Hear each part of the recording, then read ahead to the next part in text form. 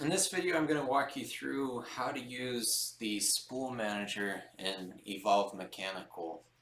The Spool Manager is a great tool for doing just that, managing spools. It keeps all of our spools in one place.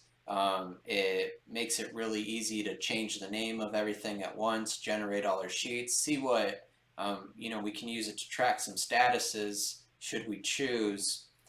And it even gives us some options for saving sheet sets and exporting files for other programs out.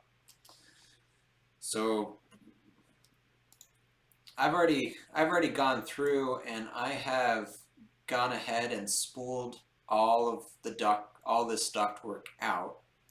And now that I've done that, I'm going to go into the Spool Manager to actually create my spool sheets. So up here in the eVolve tab, over here in the spooling panel, there's this button that's Spool Manager.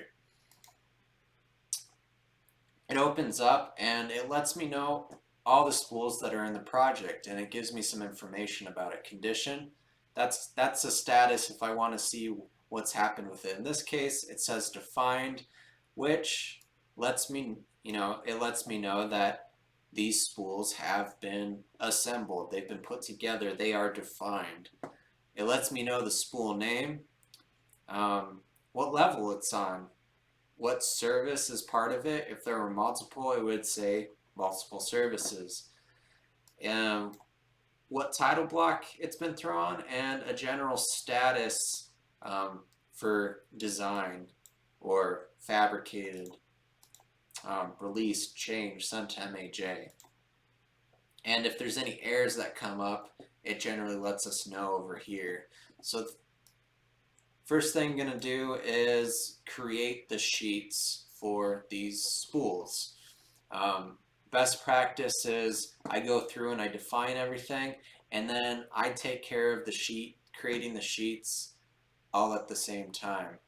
So I'm going to grab all these. You can quickly select that way. You can grab and shift select to the bottom if you choose.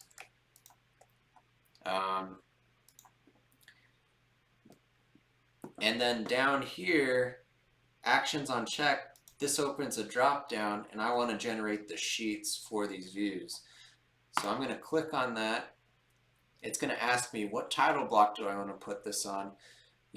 Depending on who we're doing work for, there's different title blocks, or depending on the trade. So I'm going to go ahead and use this CS USA title block duct spool because I'm spooling duct, and I'm going to open the created sheets after it's done. Once I hit OK, this is going to take some time because what eVolve's doing right now is it is creating the views for all these spools, creating a sheet for it, naming it appropriately, throwing that all onto a page, and it's doing that 1, 2, 3, 4, 5, 6, 7, 8, 9 different times. So you can imagine that if I can easily have up to 100 to 150 spools on a single level. That it's going to take some time to process. Here I'm already at close to 45 seconds. But this is a great process to, you get all your spools defined, you go ahead and you process it, and you walk away, take lunch. Maybe it's the end of the day. You walk away, let eVolve do its thing, and when you come back, it should be done. So I've gone ahead and created everything. It updates the title block to let me know. It even updates the condition. So it's now been spooled, meaning it's been thrown onto a sheet. The status is spooled. I can hit OK. And since I had opened the sheets open, you can see that it went ahead and through everything, open up those sheets for me. You can see it threw on some basic information. It put an item number tag on there. It actually threw on some dimensions to get us started. It put a couple views, you know, you've got a top view here, a 3D view. Maybe one of these views down here works better than what's on the top. But that's the gist of generating the sheets. Something else the Spool Manager can do is, we'll go down to this actions unchecked, is it can rename the spools. So this is perfect in a, for instance, like we have right here is we have 4 spools here. Where did 2 and 3 go? You know, it could have been decided along the way that those spools were better off being added to other ones. It created some gaps in our numbering.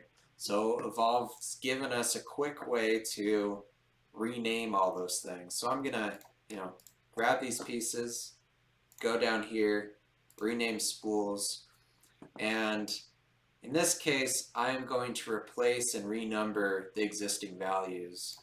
And I'm going to start at MD LPSA 101. I'll also have the option to find and replace different text.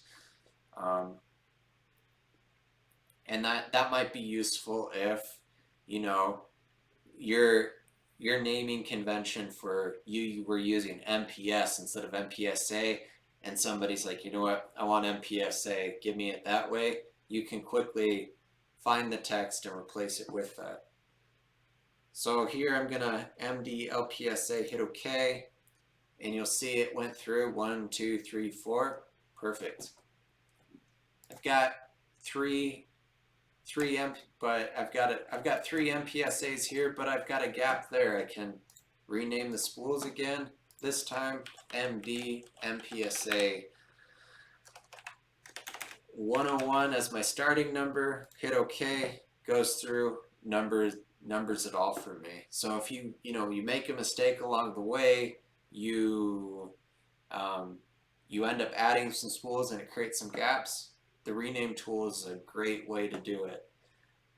Maybe this return error, the job's using a different abbreviation for it. We can use the rename find and replace feature to replace that return error text. So I want you to find this text RA.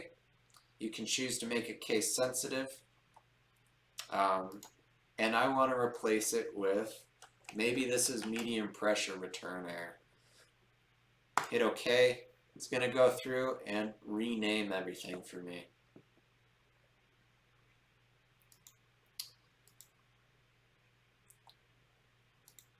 Something else that the Spool Manager lets us do is it lets us update statuses in bulk. So perhaps we're getting ready to ship these off to the field. We can assign these spools a different status to let future users know coming in what's actually been sent out. The bulk update lets us update statuses for a lot of things at the same time. So right here I can change this to released, but it doesn't change it for everything. If I wanted to change it for everything, I could go here, bulk update. I need to select all my pieces first. Field name, status, that's over here. And for my value, I'm going to put released, hit apply, and you'll see it changes all my statuses. Hit close, hit OK, and all my spools are now, all my spools have now been released. This actually creates a nice little property within each spool piece. So if I click here and select a piece,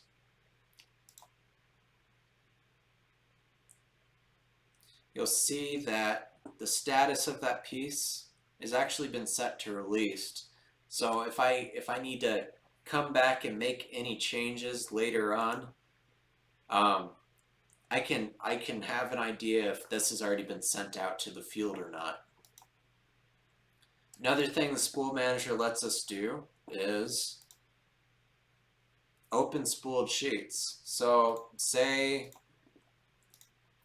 I didn't have all this stuff opened and I just have this.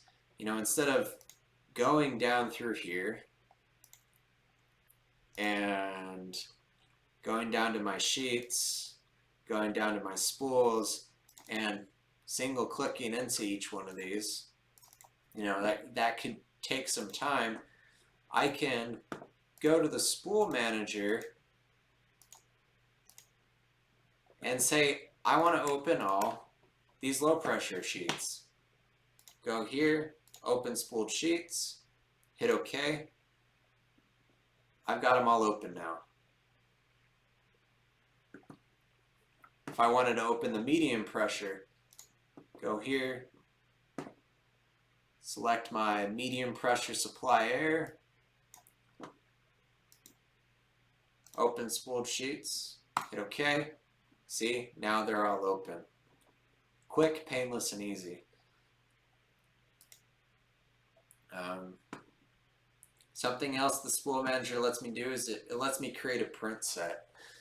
This is important because if you know anything about the print dialog, it can kind of be a pain to sort through all the sheets that you want to put together. If this was everything for level 1, I could select all my stuff, create a print set, give it a name. In this case, I'm going to name it Level 1 Spools. Hit OK. And now if I go to my print, if I were going to publish this for the client, I could go to print, and down here under selected views and sheets, you can see I've got an EV for eVolve and LO1 spools. So what does that let me do? Instead of scrolling through this large list of stuff, it's already created a set for me. All I have to do is use the Spool Manager, select what I want, make sure that I've got my spool select, and then hit OK to PDF these out. The last and final thing that the Spool Manager lets us do is it lets us create a PCF file. I can go down. So what is a PCF file? A PCF file starts for a piping component file. This is a file that's used by AutoCAD 3D Plant. So if you ever have a project where they may want us to bring this information from this program where we've created all the spools to the plant program, we could create a PCF file for all the spools that we select.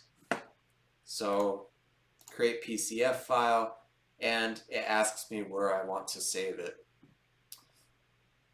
I'm not going to save anything, and we'll just hit OK. There's a couple different ways that you can get into the Spool Manager. When I hover over, we've got a keyboard shortcut of SS. Yep. Quick way to bring it up.